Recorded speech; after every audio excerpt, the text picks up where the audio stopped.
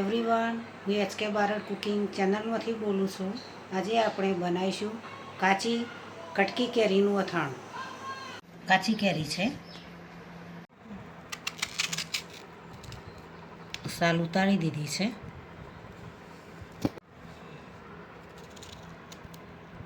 આ રીતે નાના ટુકડા કરીશું.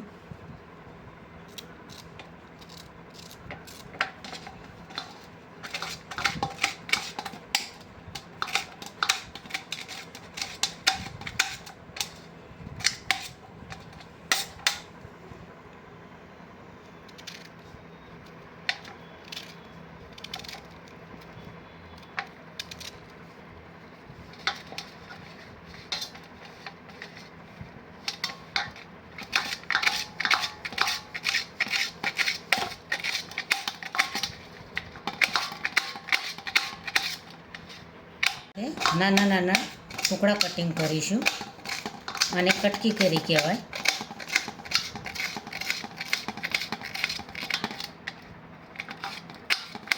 આ રીતે કેરીને નાના ટુકડામાં તૈયાર કરી દીધી છે. આને કટકી કેરી કહેવાય.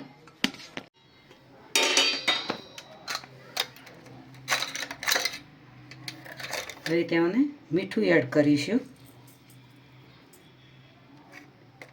હળદર એડ કરીશું,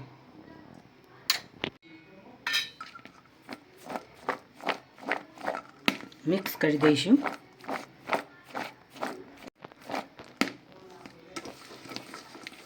આ રીતે મિક્સ કરી દઈશું. હવે 5 મિનિટ રવા દઈશું. આ રીતે પાણી થઈ ગયું છે.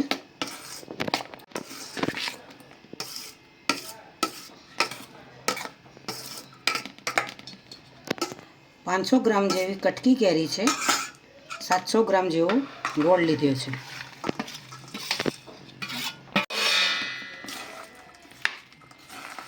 તે મિક્સ કરી દઈશું.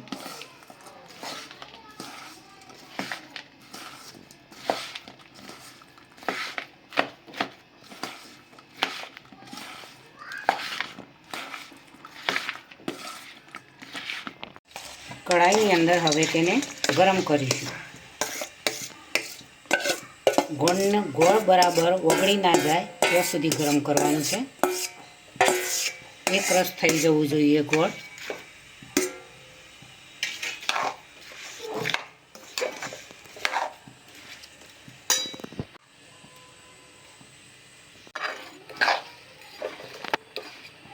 હલાવતા જઈશું આ રીતે.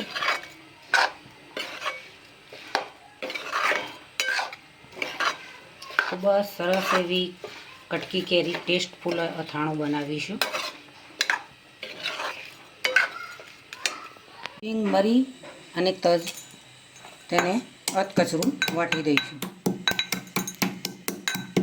1 ચમચી જીરું એડ કરીશું.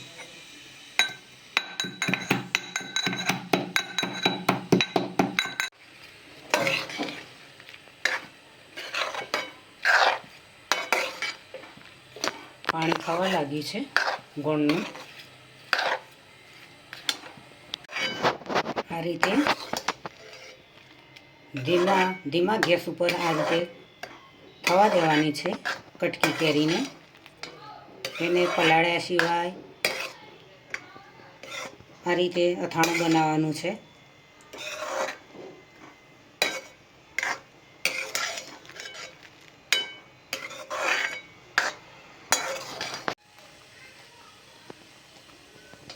આ રીતે તૈયાર થઈ જવી જોઈએ.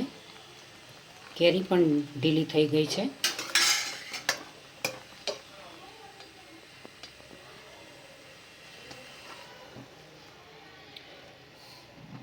આ રીતે બહુ કડક પણ ના થઈ જવું જોઈએ. હવે ગેસ બંધ કરી દઈશું.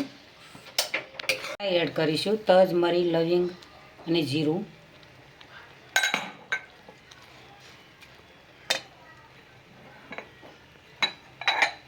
હવે તેને ઠંડુ થવા દઈશું. પછી જ મરચું અંદર એડ કરવાનું છે. પહેલાં મરચું એડ કરશો ગરમ ગરમમાં તો અથાણું કાળું પડી જશે. ઠંડુ થવા દઈને મરચું એડ કરવાનું છે, લાલ મરચું, કલરવાળું લાલ મરચું એડ કરવાનું છે, કાશ્મીરી.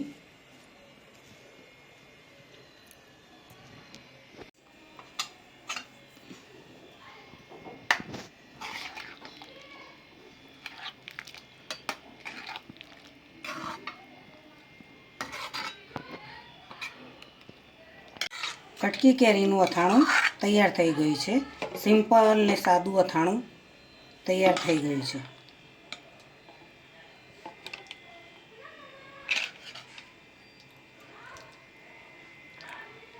શકાય ખૂબ જ મસ્ત રીતે અથાણું બનાવ્યું છે. ખાવાની ખૂબ જ મજા આવશે મિત્રો. ઓછા સમયમાં જલ્દી તૈયાર થઈ જાય છે. આજની રેસીપી મિત્રો તમને જરૂરથી મારી ગમી હશે.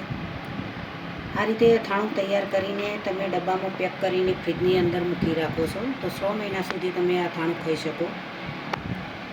તો આજની રેસીપી મિત્રો તમને જરૂરથી મારી ગમી હશે. મારી ચેનલને સબસ્ક્રાઈબ કરજો, મારા વિડીયોને લાઈક કરજો, શેર કરજો, મને તો કમેન્ટ કરજો. ચલો બાય.